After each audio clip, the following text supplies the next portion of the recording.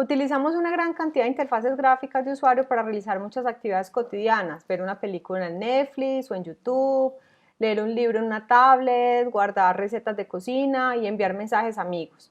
Pero las interfaces son más que una simple herramienta. Como lo afirma Carlos Scolari, creemos usar las interfaces, pero en el fondo ellas también nos están moldeando. Para diseñar una interfaz gráfica de usuario, lo primero es comprender el concepto de affordance. Donald Norman, uno de los teóricos más importantes sobre estudios de Human-Computer Interaction, define affordance como las cualidades reales y percibidas de un objeto, sobre todo aquellas que determinan los usos que se les puede dar. El concepto de affordance comprende que los objetos deben poseer información que nos indiquen para qué sirven y nos inviten a interactuar con ellos. Como ven, en los objetos físicos, los affordance se encuentran en su forma. En cambio, la tecnología informática, como los computadores y los dispositivos móviles, los affordance se encuentran en la interfaz gráfica de usuario.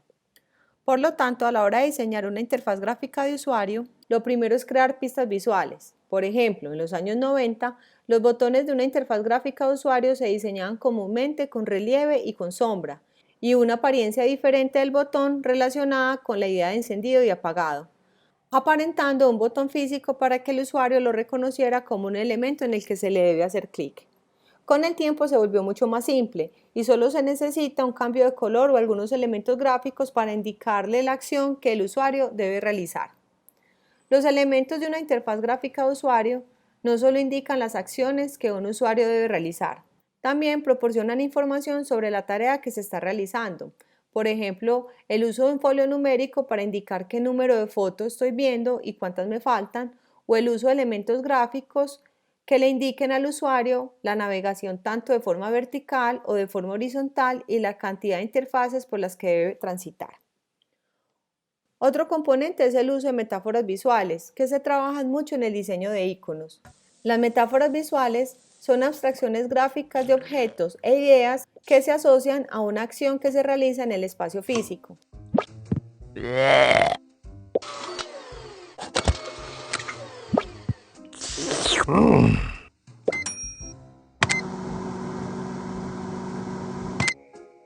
Ir de compras, ver por una lupa, escuchar música, ya sea con audífonos o parlantes, escribir en una hoja de papel o incluso escribir usando una pluma como se hacía muchas décadas atrás. Tanto las pistas como las metáforas visuales son inspiradas en el principio de What you see is what you get, desarrollado en el inicio de la interfaz gráfica de usuario. Hay muchos otros aspectos relevantes a la hora de diseñar una interfaz gráfica, como el manejo correcto de la identidad visual de una marca, el uso correcto de fuentes tipográficas, pero en general hay algunos tips para tener en cuenta. El color. El color es importante no solo para mejorar la apariencia de la interfaz, sino además sirve tanto para destacar y organizar elementos y codificar la información. En el diseño de una interfaz gráfica de usuario hay que tratar de limitar el número de colores utilizados a aquellos que el ojo puede procesar a un vistazo y preferiblemente no utilizar más de 5 colores en una sola interfaz, obvio, sin contar los que poseen los contenidos. Cuando un color se usa para codificar algún significado, preferiblemente no utilizarlo para otro diferente. Por ejemplo, me pasa muy seguido que cuando necesito abrir Word, rápidamente termino abriendo el Outlook, ya que poseen colores similares. Y ahora también me pasa entre Premiere y After Effects. En este sentido, debo estar más atenta y no llevarme solo por el color para seleccionar el software que necesito. Además, no se debe recurrir a contradicciones que puedan inferir en la interpretación intuitiva del mensaje. En esta aplicación, el uso de color refuerza la información sobre el clima.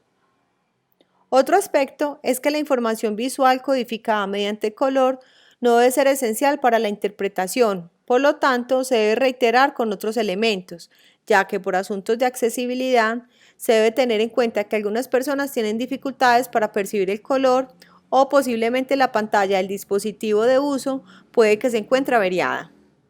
La composición es otro aspecto fundamental, entendida como la organización de los elementos que componen la interfaz.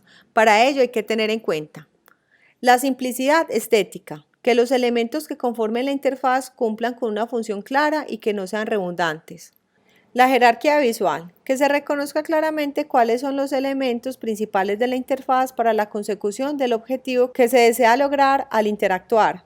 puede realizarse mediante el uso de diferentes fuentes tipográficas, el color, el tamaño y la ubicación. La organización visual. Organizar visualmente los elementos de la navegación, ya sea por proximidad, color o funcionalidad. Y facilidad de interpretación, que la organización sea intuitivamente reconocible.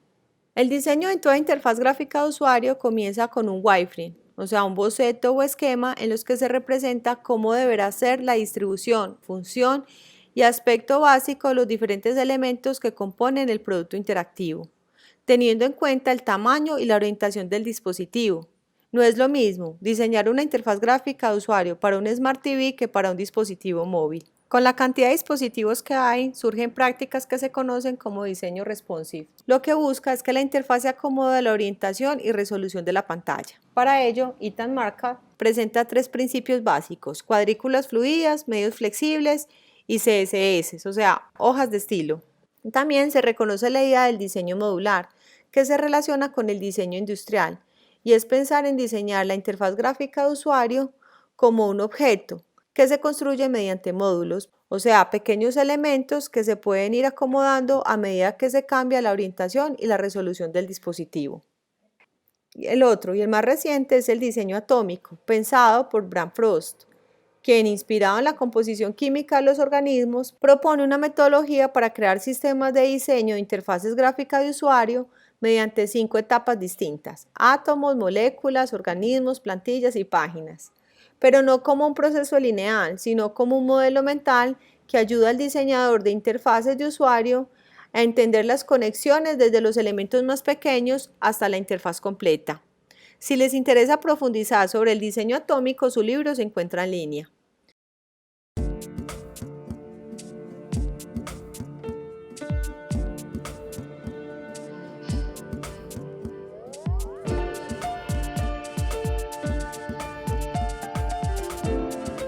Definitivamente, el diseño de interfaces gráficas es un proceso cognitivo. Por lo tanto, puede que la gente no vea en tus diseños lo que tú crees que ven. Así que no solo es diseñar la interfaz gráfica adecuada para ti, sino además realizar pruebas de usuario que validen su uso.